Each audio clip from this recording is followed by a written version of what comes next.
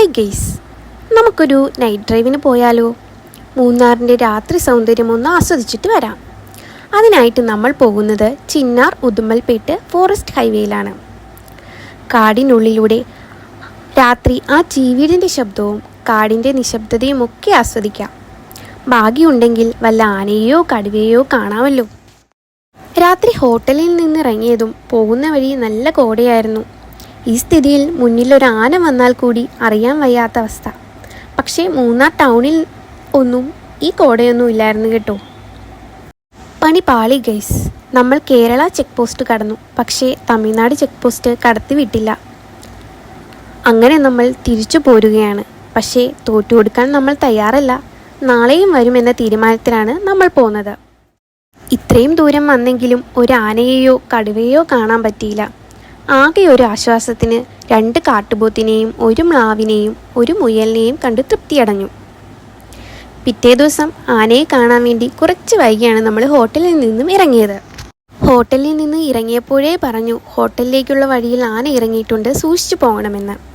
നമ്മൾ താമസിക്കുന്ന ഹോട്ടൽ കാടിനുള്ളിലാണുള്ളത്. പക്ഷേ 3 ദിവസം അവിടെ സ്റ്റേ ചെയ്തെങ്കിലും ഒരാനയെപ്പോലും ആ പരിസരത്ത് കാണാൻ കഴിഞ്ഞിട്ടില്ല. ആനയെ കാണാമെന്നുള്ള ത്രില്ലിൽ അവിടെ നിന്ന് ഇറങ്ങിയെങ്കിലും ആ ഫോറസ്റ്റ് കഴിയുന്നവരെ ആന പോയിട്ട് ആന പിണ്ടം പോലും ഇല്ലായിരുന്നു ഗൈസ്. അങ്ങനെ ഇനിയുള്ള ആകെ പ്രതീക്ഷ ചിന്നാർ ഉദുമൽപേട്ട് ഫോറസ്റ്റ് ഹൈവേ തന്നെ. ഇത്തവണ നമുക്ക് ഭാഗ്യമുണ്ട്. തമിഴ്നാട് ചെക്ക് പോസ്റ്റ് നമ്മളെ കടത്തിവിട്ട് നമ്മൾ ഉദുമൽപേട്ടിലേക്ക് പോകുകയാണ്. പക്ഷേ പോകുന്ന വഴിക്ക് ആനയൊന്നും ഇല്ലായിരുന്നു കേട്ടു. അതുവരെ ഇല്ലായിരുന്ന എയർടെലിൻ്റെ റേഞ്ച് ഉദുമൽപേട്ടിൽ എത്തിയപ്പോൾ ഫുൾ റേഞ്ചിൽ കത്തി നിൽക്കുമായിരുന്നു.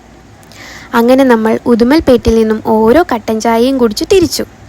ആനയും കണ്ടില്ല, കടുവയും കണ്ടില്ല എന്ന സങ്കടത്തിൽ നമ്മൾ പോന്നപ്പോഴാണ് ദേ നിൽക്കുന്നു ഒരു ആനക്കുട്ടൻ. ഞാനേ കണ്ടുള്ളൂ, ഞാൻ മാത്രമേ കണ്ടുള്ളൂ എന്ന് പറയുന്ന പോലെ ഇവിടെ ഞാൻ മാത്രമേ അവനെ കണ്ടുള്ളൂ.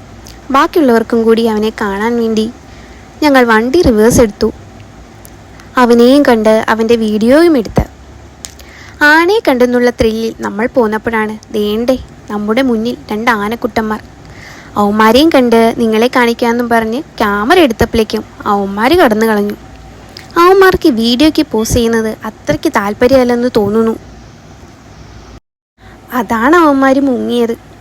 അങ്ങനെ നമ്മൾ അവിടെ നിന്നും പോന്നപ്പോൾ വീണ്ടും കണ്ട് 2 കാട്ടുപോത്തിനെയും. നമ്മുടെ ഹോട്ടലിലേക്കുള്ള യാത്രയിൽ നമ്മൾ നേരത്തെ മിസ്സാക്കിയ ആ ആനയെ കാണാൻ പറ്റുമോ എന്ന ചിന്തയിൽ വന്നെങ്കിലും അവനെയൊന്നും അവിടെയൊന്നും കാണാനില്ലായിരുന്നു.